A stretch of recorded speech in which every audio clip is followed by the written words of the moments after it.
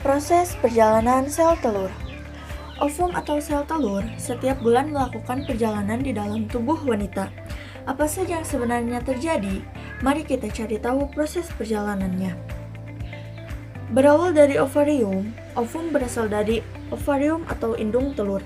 Ada dua ovarium dalam tubuh wanita, yakni di kanan dan di kiri. Dalam ovarium yang hanya sebesar ibu jari ini, terdapat kantung-kantung atau folikel yang berisi cairan dan sel telur.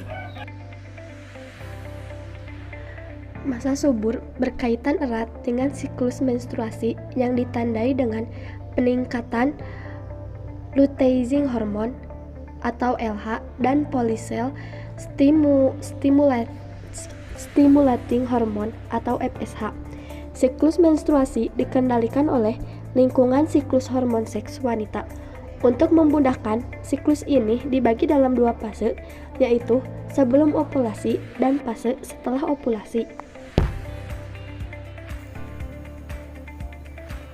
Pada fase sebelum ovulasi dikontrol oleh PSH dan estrogen, kelenjar pituitari pada dasar otak akan mengeluarkan PSH yang akan merangsang pematangan follikel di ovarium atau di indung telur.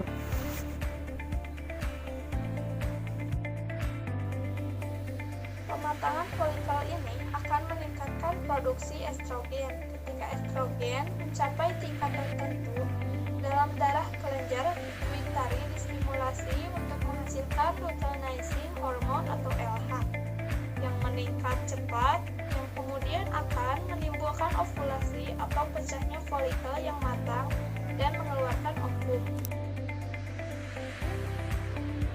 Fase setelah ovulasi dikontrol oleh progesteron. Setelah ovulasi, LH menyebabkan pecahnya folikel yang kemudian folikel tersebut akan berkembang menjadi corpus luteum yang memproduksi progesteron.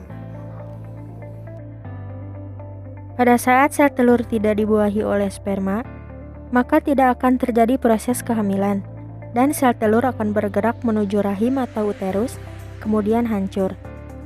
Kadar hormon yang dihasilkan korpus luteum tadi kembali normal, sehingga lapisan rahim yang menebal menjadi luruh. Inilah yang disebut dengan menstruasi. Bila darah haid sudah keluar, maka berakhirlah perjalanan ovum. Perjalanan serupa akan terjadi setiap bulan.